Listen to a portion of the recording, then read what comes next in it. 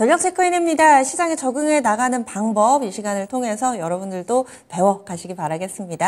함께해 주실 분 메리츠증권의 이희권 지점장입니다. 안녕하세요. 네, 안녕하세요. 네, 이번 주는 하루 더 휴일이 있어가지고 아마 제시해 주신 포트폴리오 지금 오늘 포함 4거래일째 진행되고 있습니다. 그리고 시장에도 SG증권발 사태 이제 조금씩 좀 마무리되나 싶은데 또 새로운 국면으로 접어들기도 하고요. 시장 분위기는 어떻게 파악하고 계세요? 네. 굉장히 시끄럽죠. 변동성도 굉장히 심하고, 자극적인 신경 쓰일 만한 기사들이 많이 나오고 있습니다. 그럴수록 주식 투자할 때, 작은 노이즈와, 트렌드, 추세, 흐름을 잘 파악해야 된다고 생각하는데, 작은 노이즈 하나하나 신경 쓰다 보면, 어느 순간 지수가 이만큼 올라와 있네, 또는 어느 순간 지수가 이만큼 빠져와 있네, 라고 생각하면서 기회를 다 놓치게 되는 경우가 많았습니다. 그래서 저는 수급적인 요소들은 노이즈라고 생각하고요. 이 경기 펀더멘탈 유동성적인 면에서는 추세라고 보고 있습니다. 5월 FOMC에서 금리를 인상했죠. 25bp 인상에 대해서는 기정사실화였습니다. 저는 이게 마지막 금리 인상일 가능성이 높다라고 보는데 내일 저녁에 4월 CPI가 발표되게 되죠. 그 CPI를 관망하려는 지금 시장의 움직임들이 많이 보이고 있습니다. 만약 이번 CPI가 시장에 조금 우호적으로 낮게 또는 컨센서스만큼만 나온다고 하더라도 5월 FOMC의 금리 인상이 마지막이었을 가능성이 높고요.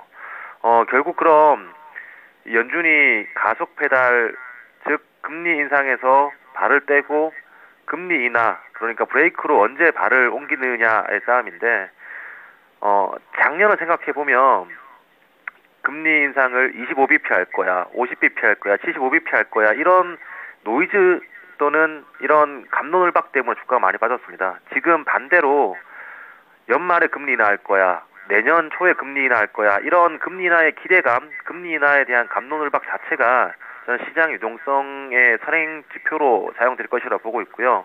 결국 이 경기를 녹여가는 시간이 필요한데 지난주에 발표되었던 4월 미국의 실업률 3.4%로 53년 만에 가장 낮은 수준으로 발표되었죠. 그렇기 때문에 시스템 리스크나 경기 침체를 고려할 가능성이 낮아졌기 때문에 저는 시간은 소요될 수 있겠지만 결국 이 국면의 방향성은 역실적 장세 이후에 다시 유동성 장세로 이어지는 시기다라고 말씀드리겠습니다. 그래서 수급은 일시적인 노이즈고 시장의 추세, 실적 이런 부분들이 흐름을 만들어간다. 그래서 긍정적인 시각을 유지하고 계신 건데요. 현금 대 주식 비중 포트폴리오 내에서 변화 있으신가요? 네. 기존은 계속 9대1이었죠. 근데 지난주에 제가 단기로 편입했던 종목이 목표가 수익 목표가를 달성해서 차익 실현 의견 드리고 그 종목이 매도가 되면서 8대2 주식과 현금 비중 유지하고 있습니다. 그러면은 주식 현금 비중이 조금 바뀌었습니다. 9대1에서 8대2로 수익 실현을 하면서 현금이 일시적으로 좀 생기게 된 건데요. 그러면 기존 포트폴리오 보면서 종목별로 얘기를 좀 나눠볼게요. 어떤 종목이 또 목표가에 도달해서 수익을 챙기신 건지 보겠습니다. 기존의 포트폴리오입니다. 종목이 꽤 많습니다. 총 6종목으로 구성이 돼 있었죠. SK이노베이션, SKC, SK하이닉스 이렇게 SK그룹주들이 중심을 잘 잡고 있는 포트폴리오고요. 여기에 제약바이오 섹터 내에 오스코텍과 ST팜 두 종목 있었습니다. 그리고 또 메리츠금융지주도 중심권 내에서 수익을 탄탄하게 안정적으로 좀 키워가고 있는 상황인데 변화 있는 종목군들 그리고 또 뉴스가 나왔다거나 이런 부분들 하나씩 좀 짚어볼까요? 네. 먼저 큰 이 흐름 줄기를 이해하실 필요가 있는데 제 포트폴리오의 5종목 SK이노베이션, SKC 그리고 SK하이닉스, 메리츠금융지주, 오스코텍 같은 경우에 장기적으로 저는 업사이드가 몇십 퍼센트가 아닌 배 이상으로 보고 있는 종목입니다. 때문에 하루 오르고 하루 내리는 걸 별로 신경 쓸 필요가 없는 결국 이 저평가되는 상태가 언제 다시 원상복귀할지는 모르겠지만 결국 저는 업사이드가 있는 종목이라고 보고 있고 그렇게 5종목들을 꾸준히 장기적인 포트폴리오로만 가져가기 힘들기 때문에 중간중간 단기적인 종목을 넣어서 우리가 기다리는 종목으로 활용하자라는 게 메인이었습니다. 그래서 첫 번째로 넣었던 종목이 선익 시스템, 일주일 만에 상한가를 기록했었죠. 그리고 지난주에 편입했던 종목이 ST팜, 목표가 12% 제시해드렸는데 12% 바로 달성을 해서 단기 차익을 하고요. 분명 ST팜 같은 경우에 지난주에 그 주요 포인트가 mRNA 플랫폼이 이제 수익화된다라는 게 포인트였는데 이제 그 단계에 들어섰습니다. 때문에 이 종목 또한 길게 볼 수 있지만 포트폴리오상 길게 보고 있는 종목들이 워낙 많기 때문에 단기로 매도 의견을 드린 거고요. 종목 자체로는 단기든 중기든 장기든 괜찮은 종목이다라고 정리해 드리겠고요. 포트폴리오 중에 의미 있는 이벤트들이 있었습니다. SKC와 SK이노베이션인데요. 먼저 SK이노베이션 둘 다 실적 발표를 했는데 둘 다 SKC는 부진한 실적을 발표했습니다. 컨센서스도 하회하는 실적을 발표했는데 실적 발표한 날 오히려 주가는 반등을 했죠. 1분기 실적이 부진하게 나온 이유는 2차전지 사업부 그리고 화학사업부 모두 부진했습니다. 하지만 1분기 실적의 바닥으로 2분기에는 개선이 되고 하반기에는 턴어라운드, 내년에는 이익 극대화가 예상이 되는데요. 먼저 1분기 실적이 안 좋았던 이유는 2차전지 사업부에서 동박의 출하량 매출은 좋았지만 QOQ로 증가를 했지만 국내 전력비 인상으로 인해서 수익성, 영업이익이 악화가 되었습니다. 하지만 하반기에 들어서면서 말레이시아 공장이 가동이 되는데요. 말레이시아 공장 같은 경우에 이미 저렴한 가격으로 전력비를 고정적으로 공급을 하기 계약을 맺었죠. 때문에 외형 매출액은 꾸준히 증가하고 있던 상황에서 수익성은 1분기를 바닥으로 2분기 하반기 올라올 수밖에 없고요. 지금 동사의 동박 매출 비중, 2차전지 매출 비중은 올해 34% 수준에서 25년도에는 56% 수준까지 올라옵니다. 그리고 실적 발표 이후에 컨콜에서 실리콘 응급제를 이제 내년 1분기부터 투자 결정을 했습니다. 이는 동사의 밸류에이션이 25년 대비해서 비싸지 않은 상황에서 밸류에이션은 높여줄 만한 이슈인 거고요. 결국 북미 EV 업체 뉴스가 나왔으니까 테슬라죠. 테슬라와 직납 계약도 예정되어 있는 상황에서 가장 제가 핵심으로 두고 있는 부분은 글라스키판입니다. 글라스키판이 내년 2분기부터 양산이라고 컨콜에서 밝혔기 때문에 지금 구간에서 모아 나간다면 굉장히 편안한 주식이 될 거라고 예상하고 있고요. 다음 종목은 SK이노베이션입니다. SK이노베이션도 1분기 실적을 발표했는데 예상보다 실적이 좋았습니다. 그리고 그 내용 또한 굉장히 의미가 있었는데요.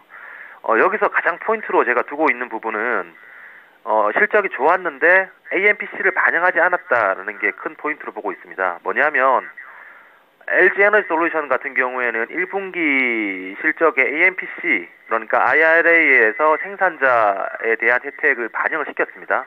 근데 마찬가지로 SK이노베이션, SK온 또한 AMPC를 반영시킬 수 있지만 1분기 때 반영시키지 않았습니다. 그럼에도 불구하고 호실적을 발표했는데 이는 2분기 때부터 AMPC 반영이 시작되겠죠. 그럼 수율이 확대되고 있는 상황 속에서 AMPC가 일시적으로 반영되기 시작한다면 2분기부터 반영되기 시작한다면 2분기에 흑자 전환이 굉장히 가시화됩니다. 그럼 SK온을 지금 가치를 LG에너지솔루션에 비해서 수주 금액은 비슷한데 시가총액을 거의 20분의 1 수준으로 반영시키고 있는데 흑자 전환, 분기별 흑자 전환을 하게 되면 그 20분의 1이 디스카운트가 해소될 수밖에 없다고 봅니다. 때문에 10% 오른다, 20% 오른다, 사고 나서 10% 빠졌어요. 이런 게임이 아니라 지금 SK이노베이션을 모아놓으면 저는 24년, 25년도에는 다시 에코프로와 에코프로 비행과 같은 흐름이 펼쳐질 수 있을 거다라고 강조드리고요. 반대 섹터에 있는 메리츠 금융 지주 같은 경우에 연기금의 매도세가 계속 나오고 있습니다. 연기금이 거의 2달 동안 매도를 하고 있죠. 어제도 8만 주, 엊그제도 3만 주. 이게 일정 수급이기 때문에 왜 파는지에 대해서 자세하게 알 수는 없지만, 개인적으로 수소문을 해보니, 연기금 같은 경우에는 뭐 특정 섹터, 예를 들어서 고배당 섹터라고 하면 비중이 정해져 있습니다. 근데 그 섹터가 종목이 많이 오르게 되면 비중 자체가 확대되기 때문에 원래 비중을 축소할 수밖에 없습니다. 때문에 연기금의 매도가 나오고 있는데, 연기금이 이렇게 물량을 쏟아내고 있음에도 불구하고 주가가 천천히 우상향하고 있습니다. 이는 자사주 매입과 주주 환원 정책의 효과인 거고요. 그럼 결국 연기금의 매도는 끝이 날 텐데, 연기금의 매도가 끝이 나는 순간 지금 6개월, 7개월 이어지고 있는 박스권을 상단 돌파하는 순간 저는 주가의 속도는 조금 더 가팔라질 수 있다 라고 강조드리겠습니다. 그래서 들고 계신 종목군들 그동안 발생했던 이벤트 내용까지 점검을 해봤는데요.